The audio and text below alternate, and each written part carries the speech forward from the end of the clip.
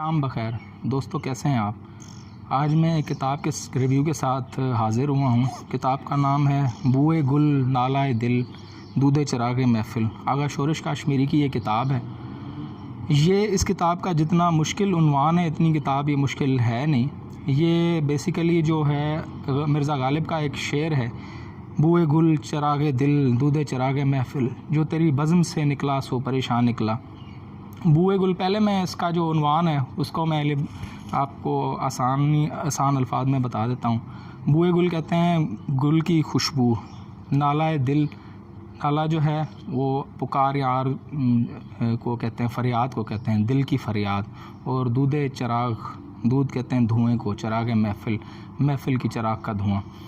तो ये जो किताब है इसमें आगा शोरिश काश्मीरी ने अपने इफ़्ख़ार और सवाने बयान किए हुए हैं कि किस तरह जो उनका दौर था वो पाकिस्तान की आज़ादी से पहले का और पाकिस्तान की आज़ादी के बाद का दौर था।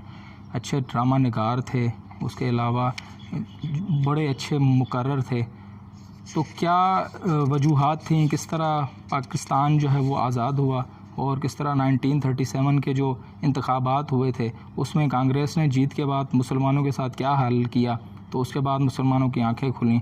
तो अगली जो इलेक्शन हुई उसमें मुसलमानों ने मुस्लिम लीग को वोट दिया। तो ये सारी चीज़ें इन्होंने लिखी हुई हैं।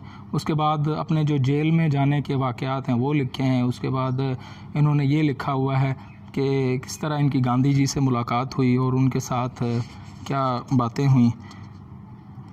और ये हम बाबरी मस्जिद का वाक़या हुआ। बाबरी मस्जिद जो है वो पिछले दिनों वोट आया था, फ़ैसला भी आया था, उस जगह पर राम मंदिर बनाने जा रहे हैं। तो उस दौर में भी एक मस्जिद सी शहीदगंज, वो भी मस्जिद इसी तरह शहीद की गई थी। तो ये हम आजकल के दौर में बाबरी मस्जिद का मुझे इसके साथ मेरे जहन में आ गई कि शहीदगंज का और बाबरी मस्जिद का तकरीबन मेरी नज़र में मुझे ऐसे लगा कि जैसे फ़ैसला उसी तरह मिलता जुलता था। तो शहीदगंज जो मस्जिद थी वो शहीद हो गए, वो मुश्तरका हिंदुस्तान था। तो उसमें भी मुसलमान जो थे उन्होंने सही तौर पर पैरवी नहीं की उस चीज़ की। तो अपने मफादात को नज़र रखा उन्होंने और मस्जिद का इतना वो नहीं किया। तो उसकी वजह से जो फ़ैसला हुआ वो भी इनके हक़ में नहीं हुआ। तो ये चीज़ें इन्होंने काफ़ी हद तक लिखी हुई हैं कि मुसलमान जो थे वो अपने मफादात जो उनके होते थे उसी हिसाब से चलते थे। ये इनको नहीं था। काफ़ी सारे, अब देखें 1937 के जो इलेक्शन थे उस तब तक मुसलमानों का यही था कि वो मुश्तरका जो है वो हिंदुस्तान में है, होना चाहिए, मुश्तरका हिंदुस्तान होना चाहिए, पाकिस्तान अलहदा नहीं होना चाहिए।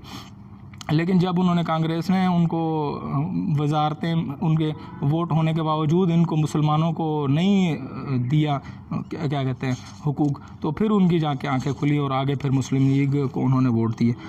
तो और जो है काफ़ी सारी चीज़ें इन्होंने लिखी हुई हैं अपनी कि सज़ा इनको किस तरह मिली। यही कि वो मुकर्रर बड़े अच्छे थे, तो जो भी तकरीरें थीं वो नोट होती थी, CID तब फिरती होती थी, तो उन्होंने इनकी तकरीरों को नोट किया और उसके बाद इनको जो इन्होंने अल्फाज कहे हुए थे उसकी बिना पर जेल की हवा कई दफ़ा खाई। तो ये कहते हैं कि जेल की हवा तो खाई, वो तो चलो जो भी है उसकी वजह से, मुसलमानों की जो तहरीक चल रही थी उसकी वजह से खाई, लेकिन काफ़ी सारे लोग थे जो कि अपने मफादात बस सामने रखते थे और लोगों का ख्याल कम ही रखते थे।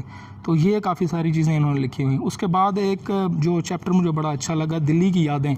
उसमें दिल्ली की यादों का जो चैप्टर था उसमें उन्होंने ज़वाल की जो चंद चीज़ें लिखी हुई हैं कि मुसलमानों का जो मुगलिया दौर था उसमें जो ज़वाल की जो कुछ चंद वजूहात जो इनकी नज़र में हैं वो ये इन्होंने लिखी हैं कि पहले तो जो हकीम थे वो मिल गए इनको, जो मुग़ल ख़ानदान वाले थे उन्होंने इनको मुकव्वियात पे लगा दिया।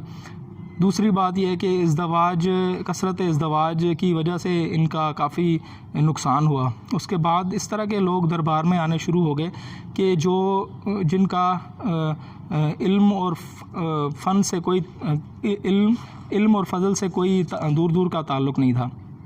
इस तरह के मुशीर इनको मिल गए जो कि सही इनको मशवरा नहीं देते थे। तो ये चीज़ें इन्होंने लिखी हुई हैं।